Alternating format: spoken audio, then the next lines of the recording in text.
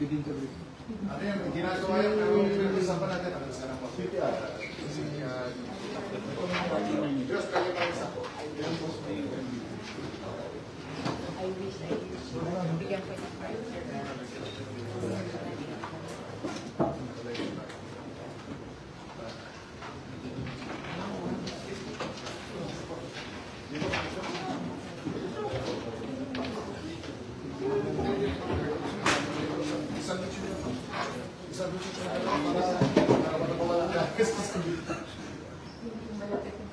Okay.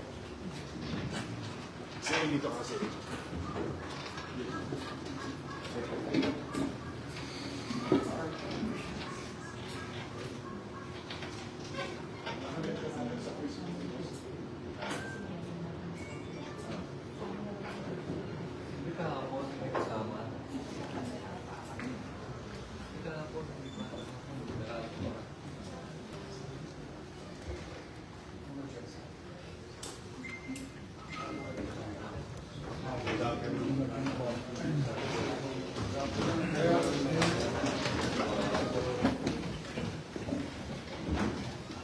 Maupo kayo lahat, please.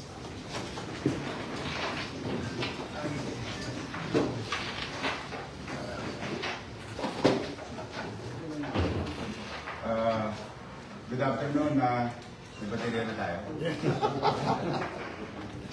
Kompleto daw. Yes. Yes. Okay.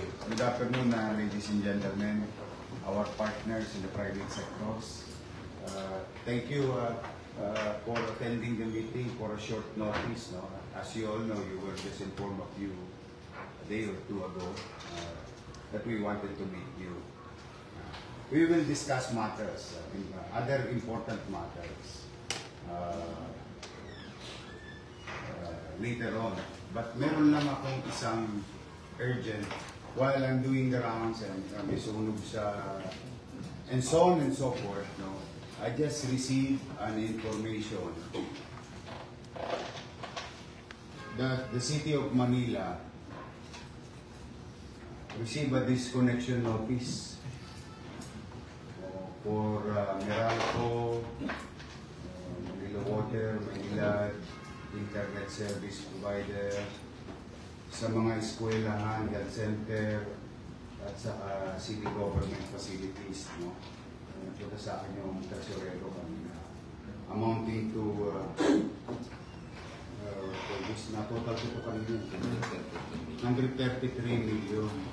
O, sige, bago tayo magsimula, unahin ko muna yung problema ng Maynila. Yung as urgent.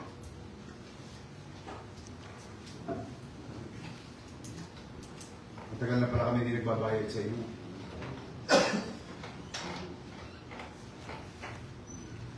March, April, May, June. Yung mga data rito. Alam nyo, siyempre, hanap buhay niya yan. Ayoko naman pakialaman yung hanap buhay niya. At may mga tao rin kayong pinususweldo, pag ang hanap buhay niyo tumatakbo ng maayos, yung mga taga-empleyado ninyo, makakapagsweldo rin ng maayos. But I hope I'm not asking too much. As the Mayor of Manila, on behalf of our people, wala kami kapera-pera. As in literal. Hindi na to politics. This is not about who to blame and what to blame. Reality check na to ng financial mismanagement, grave financial mismanagement ng gobyerno ng Manila kinabutan ko. They can claim whatever they want to claim. They can create issues that they want to protect themselves. But here I am before you, telling you the real score. Pagkatapos dumating yung disconnection notice nyo, dumating na rin yung singilin ng BIR. Amounting to 300 million.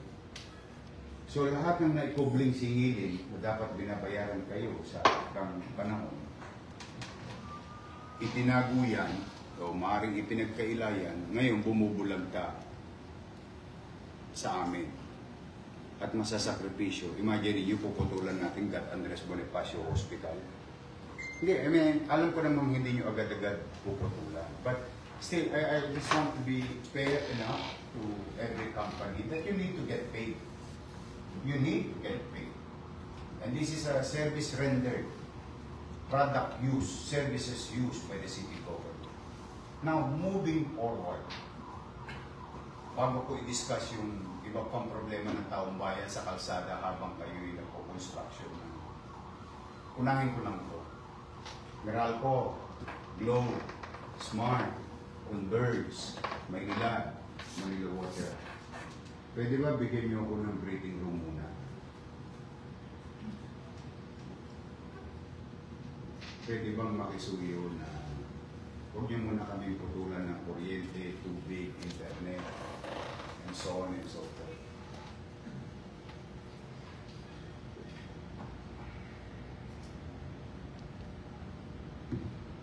Tingnan mo lang tingnan niyo ako mga 2 months o kung makakapag-update. Hindi ko kaya bayaran bigla, pero kung makakapag-update ako within 2 months, matitiis niyo pa ba 2 months na not being paid? Ayusin ko lang yung fiscal problem. Kanina nakakita na ako. Malaki magiging savings ko kasi yung sinabi kong 1,500 JO, maliit pala yun. 5,931 nowhere to be found JO. So, pag yun, hindi ko na-renew ng June 30, yung iba doon, may savings ako. Tama ba? Siya namang ibabayad ko sa inyo, pangako ko sa inyo. Huwag nyo nang putulan yung eskwelahan, ospital at mga pasilidad ng pamahalang munisipyo.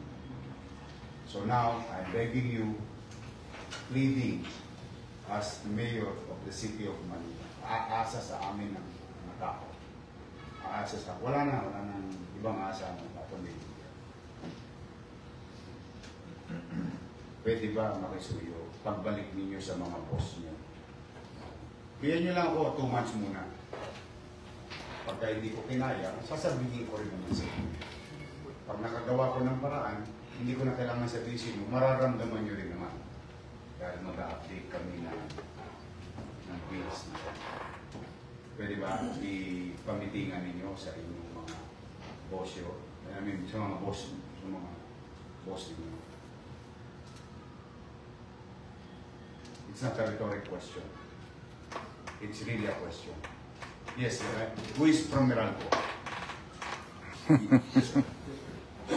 I know you cannot answer directly to me now because you have bosses.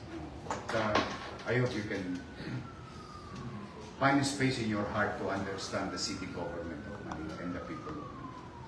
PLDT. Sure. Yes. We'll do the same, sir. Okay. Smart, Globe. Yes. Ha? Magbabayad ako, huwag kayong mag-alala. Hindi ako manunubat. Maniwala kayo sa... Dahil talaga, gagawin ko ng paraan niya. Maynila.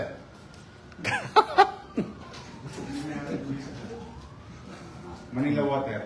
Kasi I have to tell the people. They need to be informed of the situation. So, maaari ba? Pwede? Ang hirap na sagot, no? Hindi, kasi alam ko naman may paswelduhin din kayo. Pwede? So, I can assure the city treasury na, teka muna.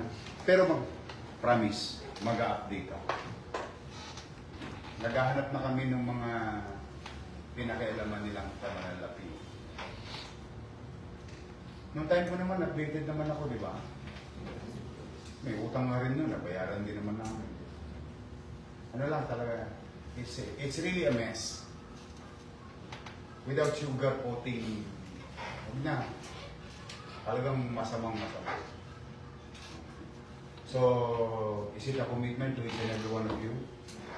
Yes, sir. O sabihin nyo lang sa mga boss nyo, bayad talaga ako. Ayan si Andres. Pagalitan niyo si Andres. Hindi nakabayad sa kuryente. Kasi services yan eh. Maraming antalang services. Okay. So masaya ba akong lalabas mamaya? Kasi after our meeting, babalik ako sa sunog dahil we need to attend to that. Na tuloy ang kuryente, tubig.